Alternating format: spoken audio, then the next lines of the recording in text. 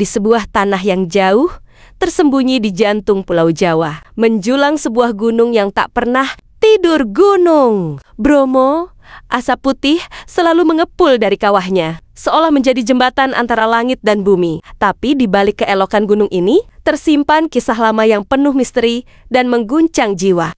Sebuah kisah tentang cinta, janji, dan pengorbanan yang tak akan pernah pudar oleh waktu. Dan malam ini, aku akan membawamu masuk ke dalam legenda itu. Dengarkan baik-baik, karena setiap bisikan angin di gunung ini membawa jejak kisah yang akan segera kau dengar.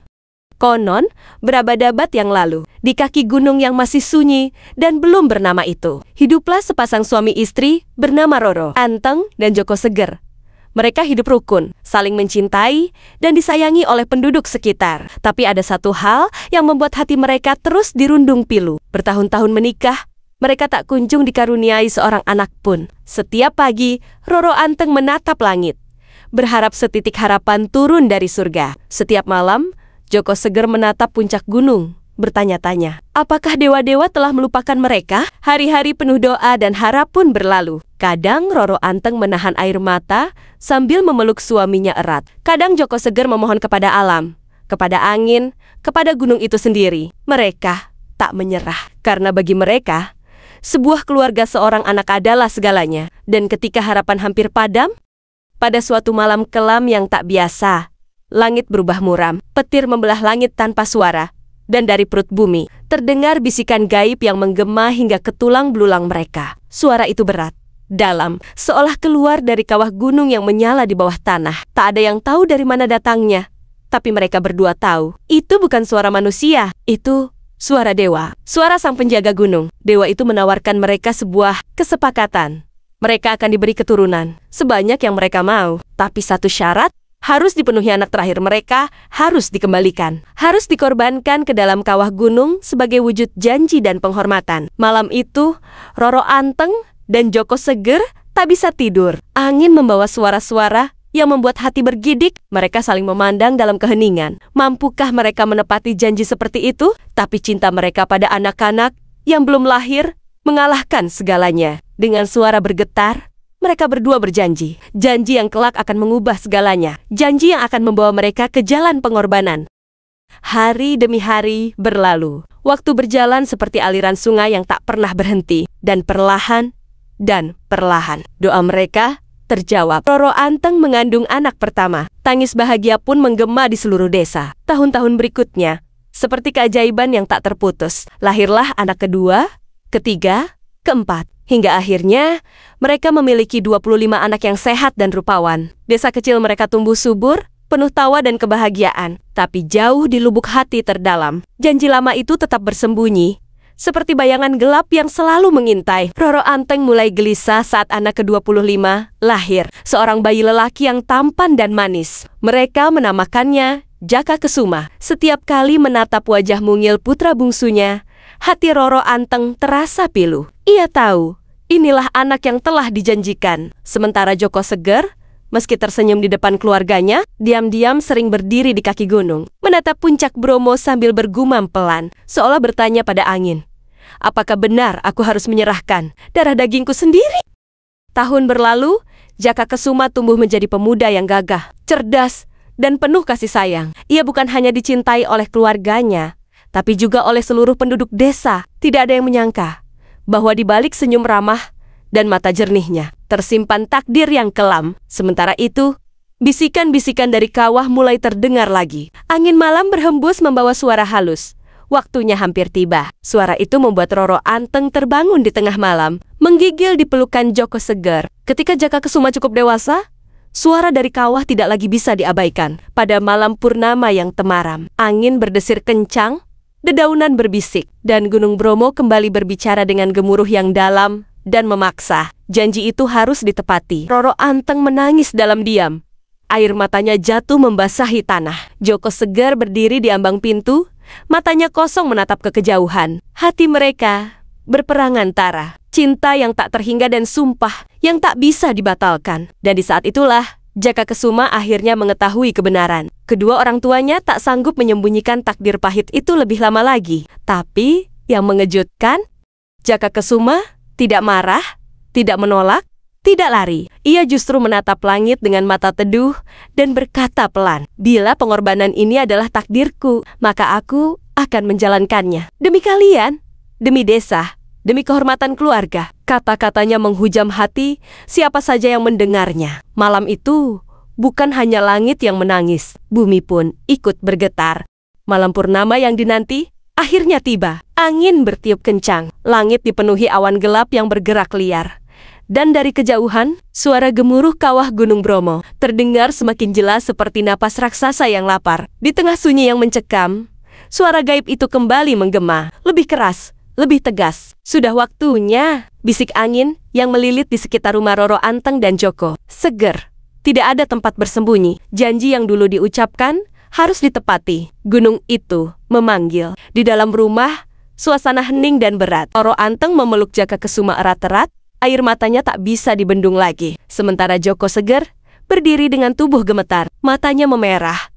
Suaranya hilang ditelan sesak di dada. Mereka tahu, setiap detik yang berlalu semakin mendekatkan mereka pada kehilangan. Namun bagaimana bisa? Bagaimana seorang ibu dan ayah menyerahkan anak yang mereka cintai? Lebih dari nyawa mereka sendiri, tetapi sumpah itu seperti rantai yang menjerat jiwa mereka tanpa ampun. Jaka Kesuma, dengan ketenangan yang nyaris tak masuk akal, menghapus air mata ibunya. Ia tersenyum, meski hatinya pasti berkeping-keping. "Ibu, ayah, aku dilahirkan untuk menjadi pelindung bagi kalian semua. Jangan tangisi kepergianku. Biarkan aku pergi dengan bangga, bukan dengan kesedihan," bisiknya pelan namun penuh keyakinan. Wajah-wajah sedih para saudara dan warga desa memandangnya tak percaya. Tapi Jaka Kesuma sudah memutuskan. Ia adalah anak yang akan menepati janji. Bahkan jika itu berarti mengorbankan dirinya sendiri. Langit berubah gelap. Kabut tebal turun perlahan,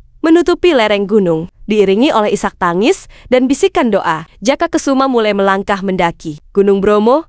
Setiap langkahnya terdengar seperti gema yang memantul di hati semua yang menyaksikan. Angin berputar liar.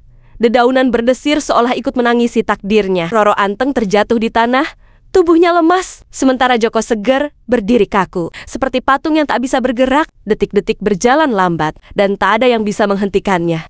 Akhirnya Jaka Kesuma tiba di tepi kawah. Asap putih pekat mengepul, angin memekik, dan bumi di bawah kakinya terasa bergetar halus. Ia memejamkan mata sejenak, lalu menatap langit yang muram. Di kejauhan, tangisan dan seruan putus asa terdengar samar. Dengan langkah mantap, tanpa ragu, ia mendekat ke tepi kawah, menyiapkan dirinya untuk pengorbanan suci. Satu langkah lagi, dan semuanya akan berakhir. Tapi justru di momen inilah sebuah keajaiban menunggu yang akan mengubah segalanya. Saat Jaka Kesuma berdiri di tepi kawah, langit tiba-tiba berubah kelam. Awan hitam menggulung, kilatan petir berkelebat tanpa suara, dan angin memekik sioliala alam sendiri menolak peristiwa yang akan terjadi. Asap tebal mengepul dari dalam kawah, melingkari tubuh Jaka Kesuma. Seperti tengen-tangen tak kasat mata yang bersiap menjemputnya. Suasana mencekam, setiap detik seperti berdetak lebih lambat. Ia mengangkat wajahnya, memejamkan mata, dan membisikkan doa terakhir. Tak ada ketakutan di wajahnya, hanya ketenangan seorang jiwa yang telah menerima takdirnya. Lalu, langkah terakhir itu pun diambil. Dengan gerakan lembut, Jaka Kesuma melompat ke dalam kawah. Detik itu juga, bumi berguncang hebat, langit terbelah, petir menyambar-nyambar, dan dari kawah Bromo muncul cahaya menyilaukan yang menembus awan gelap di atas. Suara gemuruh bergema sampai ke penjuru desa, membuat penduduk berteriak panik dan bersujud. Roro Anteng jatuh berlutut, terisak putus asa. Joko Seger tak mampu lagi berdiri. Mereka percaya anak mereka telah tiada, telah menyatu dengan kawah yang menganga. Namun, sesuatu yang tak terduga terjadi. Di tengah asap dan cahaya, suara lembut terdengar. Suara itu bukan milik manusia, bukan pula milik angin. Suara yang penuh wibawa, namun menenangkan. Pengorbanan diterima, tapi jiwanya takkan binasa. Lalu perlahan, gemuruh mereda. Awan-awan gelap mulai terpecah. Jaka Kesuma tidak pernah ditemukan. Tubuhnya tak pernah terlihat lagi. Tapi warga percaya ia tidak mati. Ia menjadi penjaga abadi Gunung Bromo, sebuah roh suci yang akan selalu melindungi desa dan keturunannya. Sejak saat itulah, Gunung Bromo dipandang sebagai gunung suci. Masyarakat sekitar yang kelak dikenal sebagai suku Tangger meyakini bahwa di sanalah arwah para leluhur dan dua-dua bersemayam. Nama Tengger sendiri diambil dari dua sosok agung. Teng dari Roro Anteng dan Ger dari Joko Seger. Kisah cinta, janji, dan pengorbanan mereka abadi dalam setiap hembusan angin, dalam setiap desir pasir, dan dalam setiap dentuman yang keluar dari kawah Bromo. Hingga kini, setiap tahun, keturunan mereka mempersembahkan sesaji dalam upacara sakral bernama Yetnya Kasada. Sesajen dilemparkan ke kawah sebagai tanda penghormatan kepada para dewa dan arwah Jaka Kesuma. Dan bila kau berdiri di sana, di tepi kawah Gunung Bromo, di saat angin menderu kencang, dengarkanlah, karena bisikan itu masih ada. Kisah ini belum pernah benar-benar berakhir. Ia hidup dalam kabut, dalam abu, dan dalam hati setiap jiwa yang menatap puncak Gunung Bromo dengan hormat dan ketakjuban. Itulah kisah yang membentuk Gunung Bromo. Bukan sekadar tumpukan tanah dan batu, tapi sebagai simbol cinta yang melampaui batas, janji yang menembus waktu, dan pengorbanan yang tak terlupakan. Sampai hari ini, bisikan itu masih ada di antara asap kawah, di balik hembusan angin, di setiap langkah para peziarah yang mendaki ke puncaknya.